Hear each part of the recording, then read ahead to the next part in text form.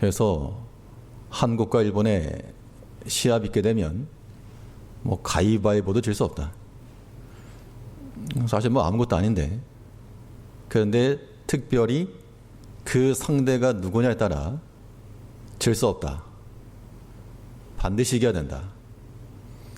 그러한 승부욕이 발동하는 것을 가리켜 더빅을 합니다. 원래는 한일전 이런 것처럼 영육전 이렇게 말하려고 했는데 괜히 음식 생각나가지고 더비라는 이름을 바꿨는데 그냥 어려운 말쓰러 가는 건 아니니까요. 양해를 해주시기 바랍니다. 우리 영적인 싸움을 싸우는 사람들입니다. 영과 육의 싸움인데 이러한 영적 싸움에 있어서 우리 성도들의 마음속에 질 수 없다. 가위바위보도 질 수 없다. 그런 자세로 임하는 것은 바람직하지만 그냥 무감각해졌다는 겁니다. 영적인 싸움이 무엇인지, 영혼의 손상이 무엇인지, 이런 무감각해져 가지고는 이 싸움을 제대로 싸울 수 없다는 겁니다. 오늘 본문 6절에서부터 마지막 16절까지는 영혼과 육체의 영육 싸움의 결정체를 보여주고 있는데요. 어떤 싸움이 있는가? 하나님의 지혜와 세상의 지혜의 싸움, 성령과 세상의 영의 싸움, 육에 속한 사람과 영에 속한 사람, 이 싸움에 대해서 말씀을 하고 있는데 오늘 본문에 나오는 교리적 설명을 좀 위해서 세분화시켜서 차례대로 살펴보겠습니다. 먼저 어떤 싸움인가 하면 하나님의 지혜와 세상의 지혜의 싸움이라는 겁니다. 그럼 우리가 이 싸워서 이기는 방법은 하나님의 지혜대로 싸우는 것인데 하나님의 지혜는 어떤 특성이 있는가 하니 은닉성이라면 은닉성이라고 하는 말은 감춰졌다 그 말입니다. 하나님의 지혜는 그의 보아의 말씀 속에 감춰져 있어서 그것을 찾고 발견하는 자들이 하나님의 지혜를 얻는다는 겁니다. 오늘 본문 2장 7절 말씀을 보시면 오직 비밀한 가운데 있는 하나님의 지혜를 말하는 것이니 곧 감추었던 것인데 구원을 주시는 하나님의 지혜가 나타났습니다. 그 하나님의 지혜가 감춰져 있던 것인데 나타났다. 그러면 감춰졌다라고 하는 말 속에 우리에게 요구하는 것은 찾아라면 찾아라. 발견해라. 그래서 찾는 자가 찾을 것이고 두드리는 자에게 열릴 것이며 얻고자 하는 자가 얻을 것이라. 무엇을요? 하나님의 지혜를. 이 하나님의 지혜를 가지고 나아가는 것이 이 영육 더비, 영육 싸움에서 우리가 질 수 없다 라고 하는 우리의 결의를 보일 수 있다는 겁니다. 감추어져 있는 하나님의 지혜를 어떻게 얻을 것인가? 찾아야 되는데 찾는 방식은 하나님의 지혜가 있을 만한 곳을 찾아야죠. 예전 어렸을 적 기억을 더듬어 보면 소풍 가서 보물찾기 할 때 항상 이상한 곳에 바위 밑에, 나무 위에, 소똥 밑에 그런 데 보물을 숨겨놓고 그런 걸 뒤집어서 찾는 경우가 있었는데 하나님의 지혜를 찾는 방법은 그의 지혜의 말씀을 들을 때 가능하다 그랬습니다. 그래서 주의 훈계를 듣고 지혜를 얻을 수가 있는 겁니다. 잠언 8장 33절에서 훈계를 들어 지혜를 얻으라. 그것을 버리지 말라. 여기서 훈계라고 하는 것은 육신의 부모의 훈계도 될 것이고, 또한 하나님께서 말씀하시는 것을 이 교훈으로 받아 거기서 지혜를 삼고 나아갈 때 그것이 하나님의 지혜를 얻는 길이 된다, 그 이야기입니다. 지혜라고 하는 것은 한 번 들어서만 아는 게 아니고요. 이것을 반복적으로 생각을 하고 적용을 하고 훈련할 때 생기는 겁니다. 원리 원칙이라고 하는 것은 우리가 한 번의 지식으로도 알 수가 있습니다. 그런데 그 지식을 잘 활용함에 있어서는 많은 훈련과 연습이 동반된 그러한 과정이 필요한 겁니다. 운전을 처음 하시는 분들은 이론상으로는 어떻게 하는지를 다 알지만 실제 도로에 나가 살려 그러면 처음에는 정말 심장이 콩당콩당거리고 두려워할 수 있습니다. 근데 익숙해지고 또 많이 하다 보면 그러한 두려움은 없고 적절하게 대처해 갈 수 있는 능력까지 생기는 겁니다. 그게 지혜입니다. 그러면 우리가 하나님의 지혜를 얻는 것도 그 주의 훈계 말씀을 듣고 그 들은 말씀을 가지고 적용을 시켜야 하는 적용. 우리가 밤낮 주의 말씀을 듣습니다. 이론상으로는 우리 모든 제일교회 성도님들은 이론상으로는 다 전문가와도 같은 식견이 있을 줄 압니다만 그 지혜의 말씀이 과연 내 삶 가운데서 적용이 되어 그것이 나의 지혜로 습득이 되었는가? 우리는 거기까지 나가야 됩니다. 그래서 우리는 이 영적인 싸움에 있어서 주의 훈계 말씀에서부터 하나님의 지혜를 찾되 이 시간이 지나면 어떻게 돼야 하는가 하면 이제 우리 자신이 하나님의 지혜를 찾는 자들에게 발견되어야 한다는 겁니다. 처음에는 하나님의 지혜를 찾는 자가 되고 그 다음에는 그 지혜에 익숙한 자들이 되어서 그 누구라도 어떻게 하는 것이 하나님의 지혜로 행하는 것일까 찾는 자들에게 우리가 답이 되고 우리가 본일이 할 것을 말씀을 하고 있습니다. 하나님의 지혜가 감춰졌다가 드러났습니다. 드러났으면 다시 사라지는 것이 아니고 그 드러난 채로 아직 발견하지 못한 자들에게도 공개가 되어야 됩니다. 구원이라고 하는 것은 하늘에 감추어져 있는 하나님의 지혜였는데 이제 하나님께서 그 지혜를 드러내실 때 교회를 들어서 교회를 통해서 하나님의 지혜가 나타나게 하셨다라고 말씀하고 있습니다. 에베소 3장 10절 말씀을 보시면 에베소 3장 10절에서 이는 이제 교회로 말미암아 하늘에서 정사와 권세들에게 하나님의 각종 지혜를 알게 하려 하심이니 감추어져 있던 하나님의 지혜가 나타났습니다. 이제 그 하나님의 지혜는 하나님께서 세우신 교회의 위임이 되어서 그 누구라도 구원에 이르고자 하는 사람,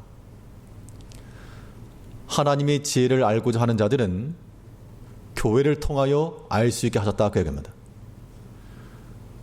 그럼 이런 기능들이 존재를 해야 되겠죠.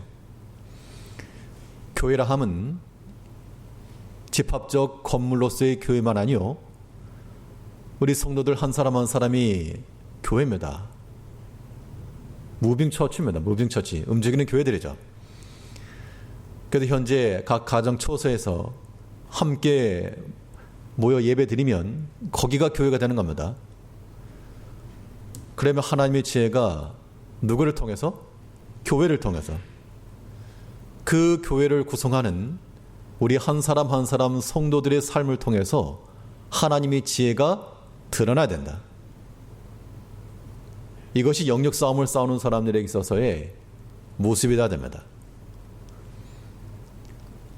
시합을 나가는 선수가 자기 자신만의 그런 전략이나 전술이나 그런 것이 부재하게 되면 이기는 것은 불가합니다. 우리는 세상의 지혜로 싸워서 이기는 것이 아니요 하나님의 지혜로 싸우는 백성들입니다. 근데 하나님의 지혜는 어떻게 되어 있다? 감춰져 있다. 이 은닉되어 있는 하나님의 지혜를 우리는 찾고 발견해야 됩니다. 먼저는 우리 스스로가 찾고 발견하여 그 깨달은 대로 행할 것이며 또한 그 지혜가 하나님의 지혜가 우리 삶 가운데 고스란히 녹아들어서 그 누구라도 하나님의 지혜를 찾길 원하는 자들에게 우리가 하나의 답이 되고 또한 본이 되기까지 나가야 됩니다. 여러 가지 고난에 처했을 때 내가 어떻게 이 어려움을 거쳐나갈까? 그런데 하나님의 백성 가운데 또 주의 성도 가운데 참 어려운 고난이 있었는데 믿음으로 잘 이겨낸 성도를 보면서 저렇게 하면 되겠구나. 그것이 하나님의 지혜를 나타내는 겁니다. 무고히 시기와 미움을 받고 있을 때 근데 어떻게 이것을 해결해 나갈까? 가만 보니까 또 다른 성도 선한 마음이 오해를 받고 곡해를 받고 어려웠는데 그래도 끝까지 인내하며 사랑하는 마음을 가지고 충성을 다하고 있다. 그것이 하나의 하나님의 지혜가 되어서 우리가 배울 수 있고 찾을 수 있는 겁니다.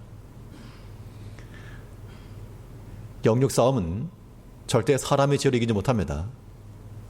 감춰져 있는 하나님의 지혜를 찾아 그 지혜로 승부하며 우리가 또한 그 하나님의 지혜를 밝히 비춰나갈 수 있는 그러한 등불과도 같은 위치에 서야 됩니다.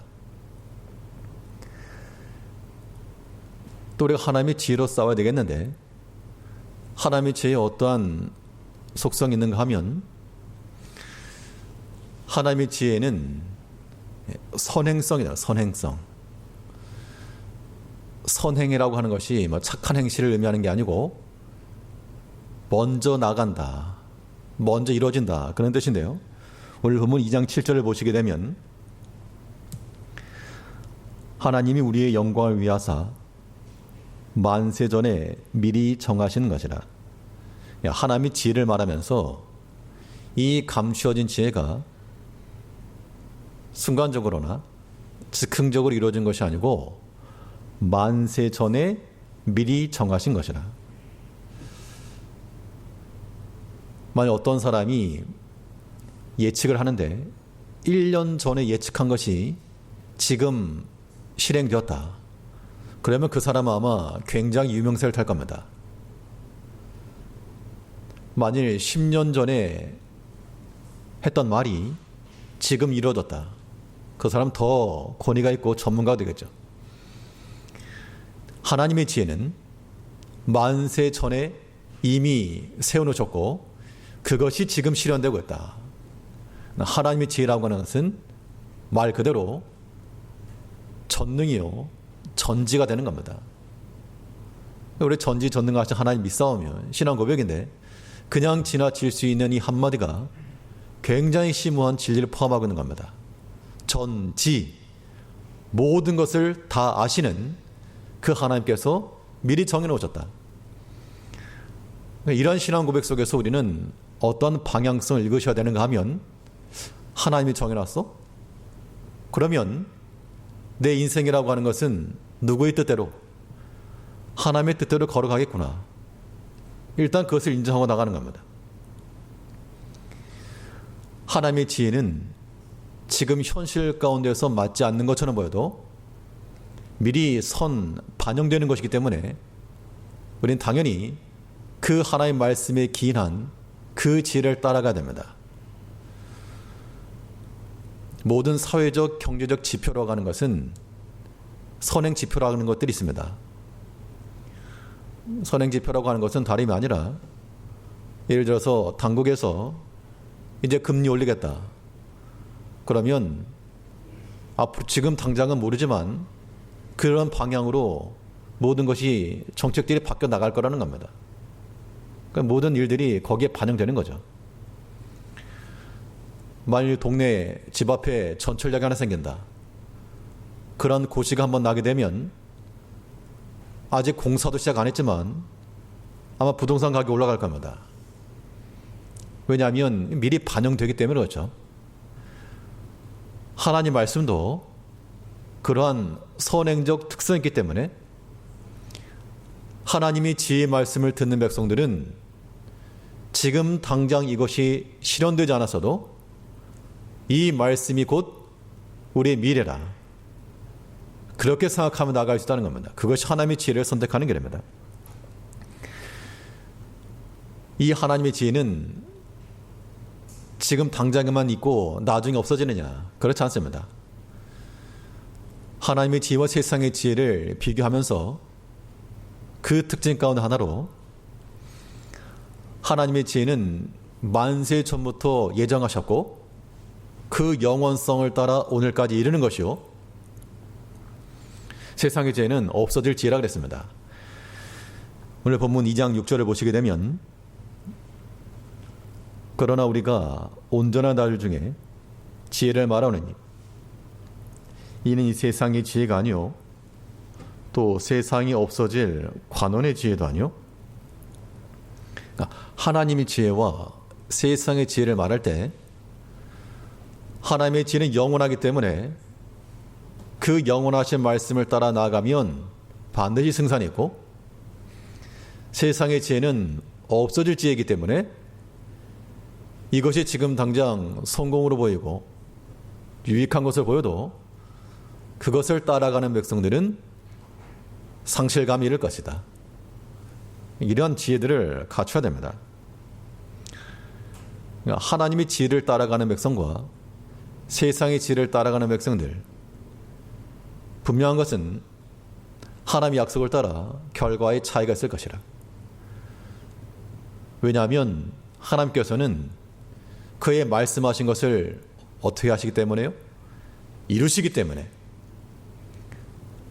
하나님은 말씀을 하시고 이루시는 하나님이시기 때문에 지금 당장 우리 가운데서 눈에 보이는 가시적으로 실현되지 않을지라도 그의 능력과 그의 사랑을 믿고 나가는 백성들에게는 하나님께서 반드시 역사하신다. 그걸 믿는 겁니다. 에스겔 17장 24절에서 나 여호와는 말하고 이루느니라. 하나님께서는 말씀하시고 또한 성취하시는 하나님이시므로 이 하나님의 지혜를 알고 그 지혜를 믿고 나가는 거 중요한 겁니다. 이 하나님의 지혜는 은닉성과 선행성이 떨어져 감춰져 있으므로 어떻게 하라? 찾아라. 선 반영되어 있으므로 어떻게 하라? 믿어라. 믿어라. 하나님의 말씀에 의지하고 나가는 백성들이 그래서 지혜로운 겁니다. 세상의 지혜로는 두려움이 임하고 세상의 힘으로는 안 되니까 소망이 없고 그러나 하나님의 능력을 믿는 백성들은 하나님 어떤 능력이 있습니까? 죽은 자를 살리시며 죽은 자도 살렸다 그러면 뭐 다 끝난 거죠 게임. 비천한 자를 높이시며 모든 불가능한 것들이 하나 앞에서 가능하게 되고 높은 산이 평지가 되며 깊은 바다가 마른 땅이 되고 이런 이야기와도 같은 그러한 실제가 하나님의 능력 안에 가능하다는 겁니다. 그 능력을 믿고 나가는 백성들은 하나님께서 약속하신 대로 말하고 이루신다. 근데 하나님의 이 모든 지혜가 만세 전에 미리 정하셨다 이렇게 말씀하고 있죠. 하나님께 만세 전에 정했다. 어떻게 이해할 것인가? 최근 들어서 또 신천지들이 득세를 하고 있는 모양입니다. 교회 주변에도 삼삼오오 모여를 다니면서 초신자인 척하면서 접근하는 그런 예가 있는데, 실제적 대면하지 못해도 요즘은 여러 유튜브나 매체들을 통해서 이런 가감없이 분별을 갖지 못하면 잘못된 그런 사상들을 받아들일 수가 있습니다. 이 교리적인 부분이 필요하겠다 생각이 들었는데요. 사실 지난 10여 주간 성경 공부 이렇게 진행했는데 1차 마치고 후기를 좀 물어봤습니다. 그랬더니 나온 답변 중에 대부분이 더 많은 사람들이 들었으면 좋겠다. 사실 실시간으로 하는 것에 대해서는 이 작용에 어려움 계신 분도 있고 이거 어떻게 할까 고민이 많은데요. 그래서 아무튼 본문 중에 어떤 교리적 부분이 나오면 그때그때마다 한번 언급을 해야 되겠다라는 생각이 들었습니다. 그래서 오늘은 이 작정에 관한 부분에 대해서 설명드리겠습니다. 15번 슬라이드요. 하나님의 작정이라 함은, 작정이라 하는 그 개념과 그 의미 먼저 생각해 보게 되면, 이 작정이라고 하는 것은 하나님의 영원하신 계획을 의미합니다. 그 하나님께서 영원하신 계획을 가지고 계시는데 그것을 하나님의 작정이라 이렇게 말하고요. 이 작정이라고 하는 말은 범위가 큰 겁니다. 그러니까 모든 것이 다 하나님의 작정 가운데 들어가 있다라고 보면 되겠는데요. 이 디모데후서 1장 9절 말씀에서 하나님이 우리를 부르심은 오직 자기 뜻과 영원한 때 전부터 그리스도 예수 안에서 우리에게 주신 은혜대로 하십니다. 하나님께서 자기 뜻을 이루실 때 영원 전부터 이루셨다. 자, 그러면 하나님께서 작정하신다 하셨을 때 하나님께서 작정해 놓으신 것을 우리가 알 수는 없죠. 우리는 하나님 아니니까. 그런데 하나님께서 작정해 놓으신 것들이 성취가 된다는 거예요. 성취가 됨으로써 우리는 하나님의 뜻이 무엇인지 안다는 것인데, 그 하나님의 작정이라고 하는 것이 어떻게 성취가 되는가? 하나님의 작정이 성취되는 방식으로서는 먼저는 이 유효적 작정이라고 하는 말이 있는데요. 이 말은 모든 것을 작정하신 하나님께서 직접적 방식으로 성취하신다. 성경 구절은 개인적으로 찾아보시기 바랍니다. 이사야 40장 11절 말씀에서는 나 여호와가 경영하고 이른다. 하나님께서 그 모든 일에 있어서 직접적 주체가 되셔서 일을 이루신다는 겁니다. 하나님이 계획하시고 하나님이 이루신다. 하나님께 계획하신 거니까 하나님께서 이렇게 일을 이루시는 거죠. 그런데 우리 개개인의 삶 속에서 이런 질문을 때가 있습니다. 보통 그런 말 많이 하죠. 하나님이 그 작정을 다 했다 그러면 우리 사람의 행동에는 무슨 의미가 있겠느냐? 내가 오늘 점심으로 무엇을 먹을지 그 메뉴까지 다 적정이 되었겠느냐? 보통 그런 질문도 할 수 있거든요. 그럼 내가 만일 죄를 짓게 되면 이것도 하나님의 작정이냐? 그럼 왜 심판하시는가? 이런 질문이 있지만 하나님의 작정에는 하나님께서 이루시는 유효적인 이런 작정이 있음과 동시에 또는 허용적 작정이라고 하는 개념이 있습니다. 허용적 작정이라고 하는 말은 하나님께서 간접적 방식으로 일을 이뤄가시는 것을 의미하는데요. 이 말은 이 잠언 10장 4절은 이 말씀입니다. 하나님께서 악인도 악한 날에 적당하게 지으셨다. 그러면 악한 사람이 악을 행하는 것이 정당화 받는 게 아니고 그의 행실은 악한 것인데 하나님께서 그 악한 자의 행실을 적당하게 사용하신다. 하나님께서 악한 자를 들어서 쓰신다는 겁니다. 이것이 하나님의 일을 이루시는 방식입니다. 또 창세기 45장 8절에서는 요셉에 관한 이야기인데요. 요셉의 형들이 요셉을 미국에서 팔았습니다. 그럼 형들 입장에서는 이거 하나님의 작정 아니냐. 우리가 팔았으니까 요셉이 나중에 애굽의 총리가 되었지. 그런데 하나님께서는 그 형들의 완악함을 이용하셔서 그들의 손에 팔려가긴 했지만 그때 요셉의 증거는 무엇인가 하면 당신들 나를 팔았지만 하나님께서 나를 여기로 보내셨다. 그러니까 하나님의 계획과 작정이라고 하는 것이 이러한 다른 사람의 모든 악함과 불순함까지라도 다 활용하신다는 겁니다. 그런 측면에서 가룟 유다도 많은 얘기합니다. 가룟 유다가 예수를 팔았으니까 우리가 구원받은 거 아니냐. 가룟 유다는 예수를 배신한 게 아니고 이 구원을 위한 혁명과 같았다. 그런 소리하는 사람들도 분명 있습니다. 그러나 예수께서 말씀하시는 바는 마태복음에 보면 인자는 예정된 대로 가거니와 인자를 파는 자에게는 화가 있을 것이라. 그 가룟 유다의 예수님을 팔아넘긴 걸 통해 예수님의 그 구원이 십자가의 구원이 이루어지긴 했지만 하나님이 예정하신 바였고 그것은 가룟 유다의 그런 악함과 탐심을 따라 일이 이루어졌다.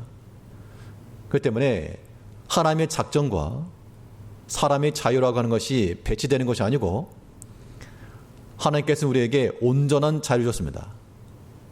이 자유를 가지고 우리는 죄를 선택할 수도 있고 하나님의 뜻을 따라 선택할 수 있는데 그럼 죄를 선택하면 하나님의 뜻이 아니고 선을 택하야만 하나님의 뜻이냐? 그렇지 않습니다. 모든 것이 다 하나님의 뜻에 있습니다. 그럼 죄를 져도 되는가? 죄를 져도 되는가가 아니라 죄를 짓게 되면 그 결과가 어떠할지를 하나님이 다 아신다는 겁니다. 이게 하나님의 지혜라고 하는 것은 경우의 수를 따지게 되었을 때 우리 어떤 경우의 수를 생각하게 되면요. 예를 들어서 비밀번호만 4자리를 눌러라. 그걸 맞추려고 그러면 거의 불가합니다. 근데 모든 경우의 수를 다 안다 그러면 굉장히 유능하고 그럼 정말 똑똑한 겁니다. 하나님의 지혜는 우리 개개인의 모든 경우의 수를 다 아신다는 겁니다. 이거는 중요한 말이니까 다시 한번 말씀드릴 테니까 곰곰이 묵상하시기 바랍니다. 하나님의 지혜는 우리의 모든 가능성을 다 아신다.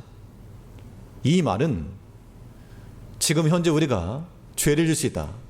그럼 죄를 범하게 되면 그 죄를 범하여 어떠한 일을 당하고 어떠한 사람을 만나게 되고 어떻게 될지 하나님이 다 아신다는 것이고 만일 죄의 미혹이 있는 이 순간에 내가 죄를 범하지 않고 하나님을 두려워하는 마음으로 의를 행하게 되면 하나님께서 또 어떤 일을 만나게 하시고 누구를 만나게 하시며 어디로 인도하실지를 다 아신다는 겁니다. 이게 놀랍다는 겁니다.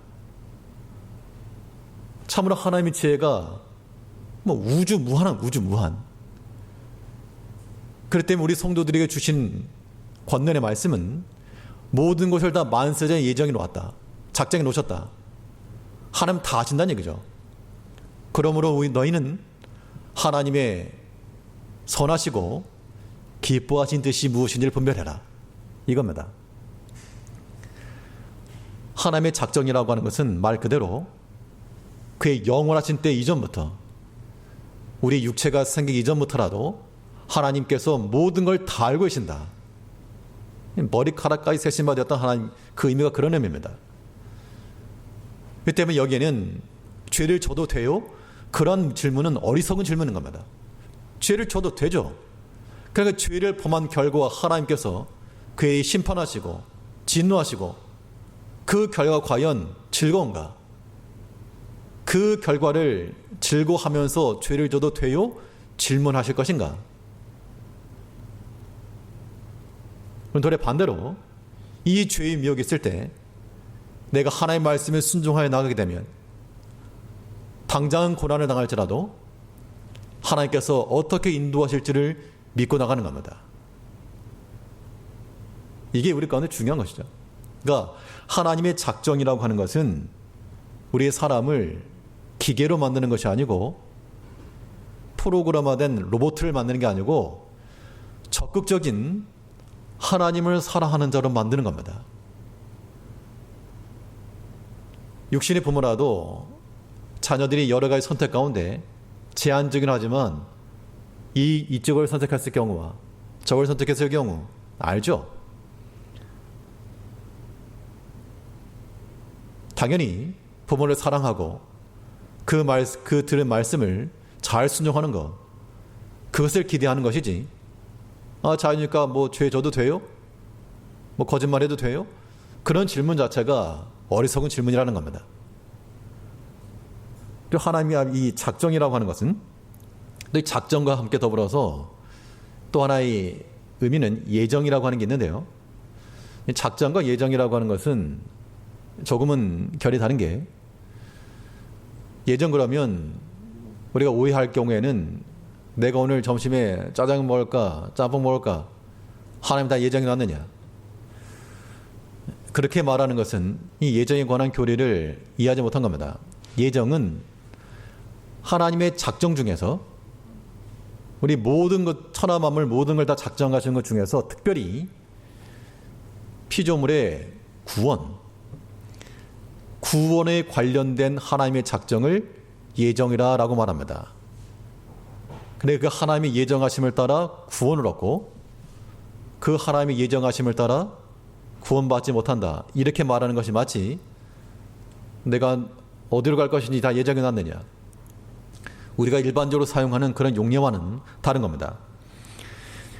예정이라고 하는 것은 이 하나님의 작정 가운데서 특별히 구원과 관련된 것을 의미한다 그랬습니다. 에베소 1장 5절 말씀에서는 그 기쁘신 뜻대로 우리를 예정하사 자기의 아들들이 되게 하셨으니, 하나님께 예정을 놓으셨다. 구원에 관해서 여기도 마찬가지입니다.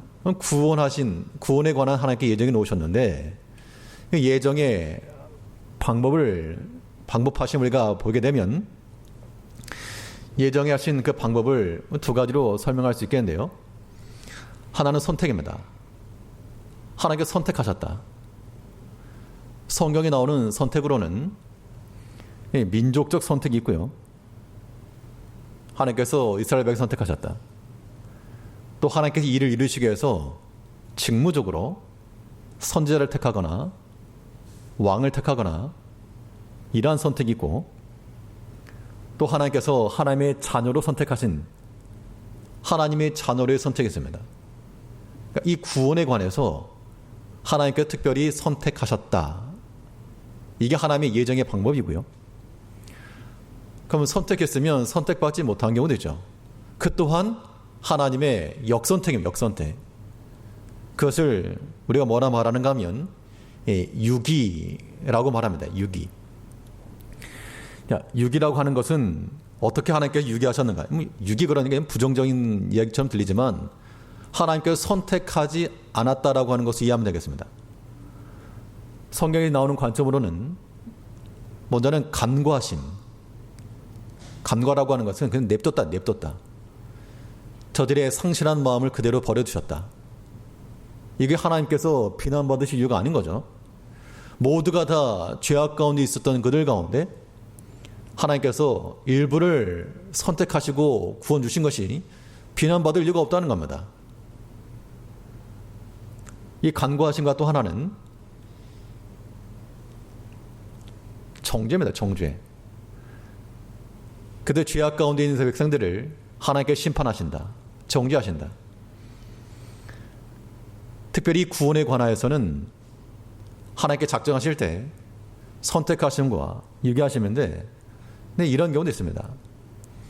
하나님께서 자기를 창조물을 만들어 놓고 왜 버리시냐? 나는 그런 하나님 믿지 않겠다. 그런 사람들 이야기 많이 있습니다. 그렇게 말하는 것은 이 하나님의 작정과 이 예정에 대한 교리를 이해하지 못한 겁니다. 왜 버리냐가 아니라 죄로 인해서 죽었던 우리가 하나님의 사랑과 은총으로 건진받았다. 그렇기 때문에 여기서는 하나님의 구원을 받은 백성들의 무한한 감격과 다행스러운 마음을 가지셔야 한다는 겁니다. 그런 마음을 가져야 마땅하지. 왜 저 사람은 구원하지 않습니까? 그런 원망이 섞인 말이 아니고 그런 구령의 열정을 가지고 복음을 전하는 겁니다. 중요한 것은 하나님께서 우리를 예정하시고 작정하시고 그 구원 속에 들어왔다는 것에 대한 무한한 감사가 필요한 겁니다.